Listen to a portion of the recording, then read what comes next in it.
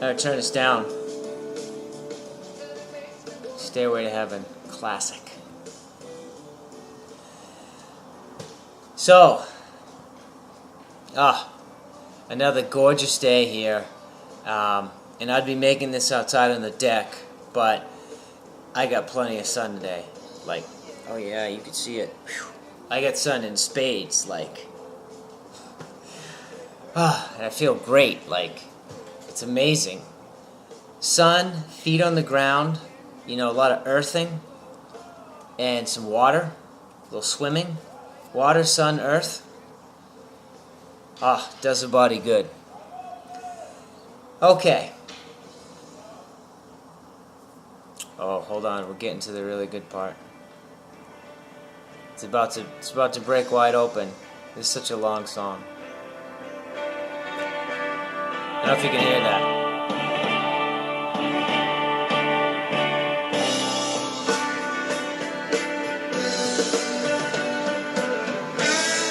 Okay. A little diversion. Couldn't help myself. Alright. Last video I made. I know that there was at least a couple people in my family that were very concerned because I was talking about how pain can bring me to a place where I just want to like turn this body in for a new one. Okay. That wasn't really the point of the video though, and I think there's even more to say about it, but let me use like a different example that won't like be such a trigger, and I think it'll make the point better. So,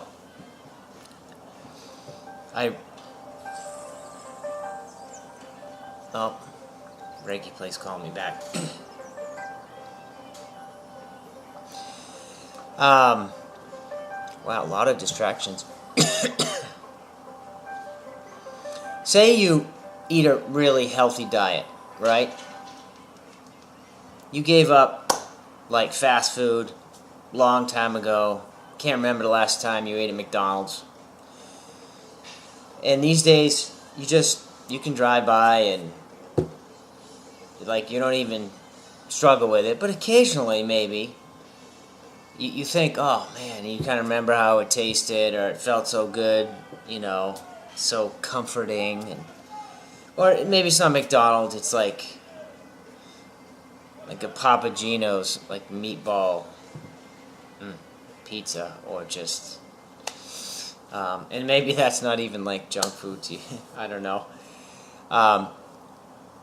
But say there's something you sort of sworn off, McDonald's, I don't know, smoking, drinking, but then every once in a while, like out of nowhere, you just, for whatever reason, you're like, oh, I just want to go to McDonald's. I just want to have a drink.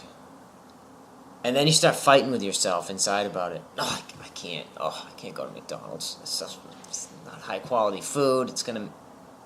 I'll be on the toilet in 20 minutes. Like, oh, but I want to. I can't go to McDonald's. What if, oh my God, what if someone from the gym saw me at McDonald's? No, I definitely can't. Takeout, drive-through. No, I can't. I'll regret it. I can't. It's so bad. I can't. Right? And this can go on and on and on. And I don't know if you're like me, but I can get stuck in a place like that. With the inner war, where there's some part of me wants something, and the rest of me is not accepting even that I even want that. Okay?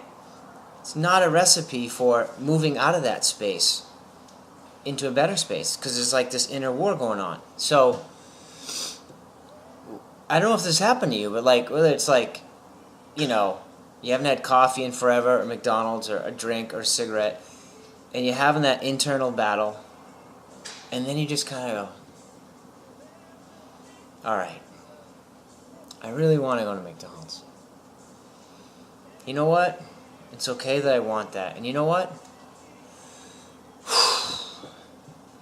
I could. I could go to McDonald's. Maybe I will. Maybe I'll go to McDonald's.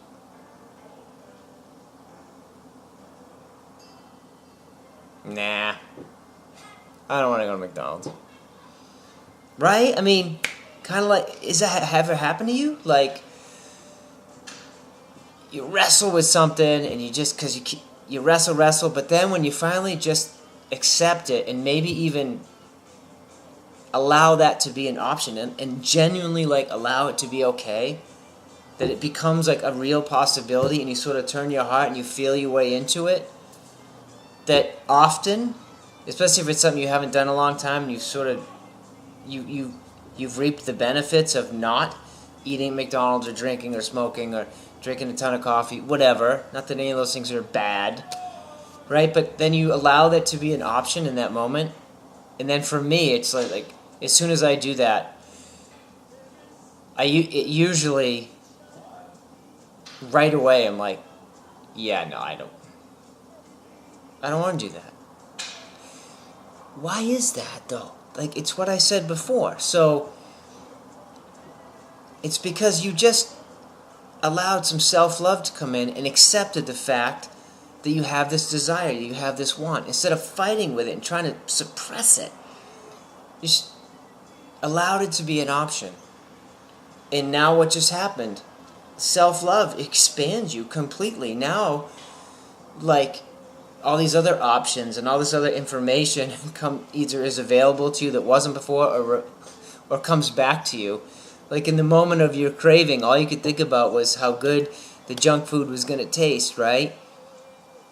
And as soon as you allowed yourself the grace to go that way, to have that, now you're reminded of all the reasons you haven't had the McDonald's or the drink or the cigarette, if that's something you've left behind in your life, because it's not healthy for your body.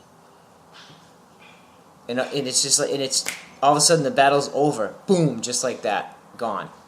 That was the point I was trying to make in the last video.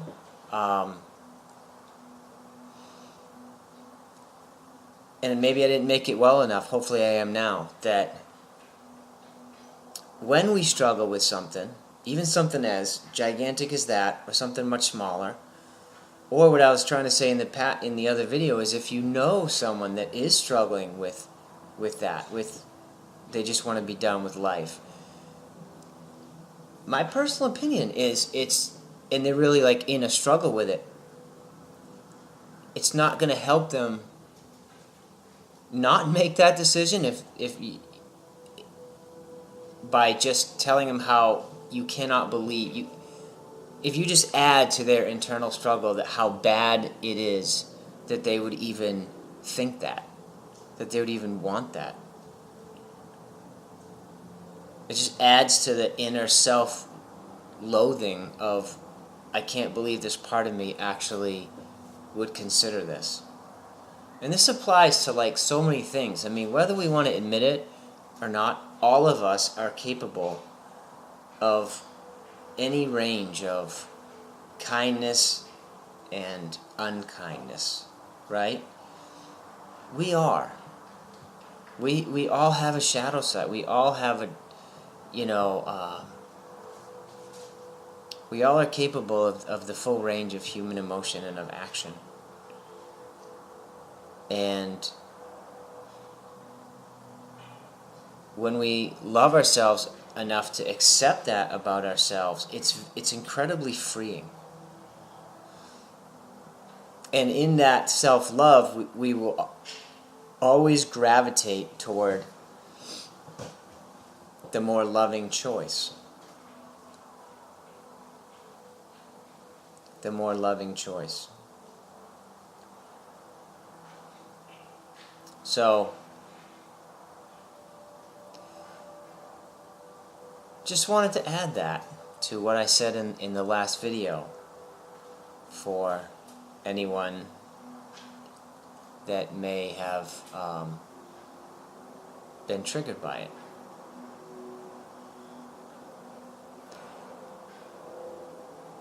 I do think there is also a greater issue when we are triggered by other people's desires.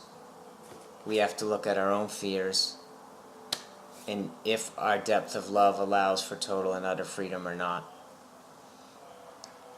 That's a deeper topic, but I think is relevant.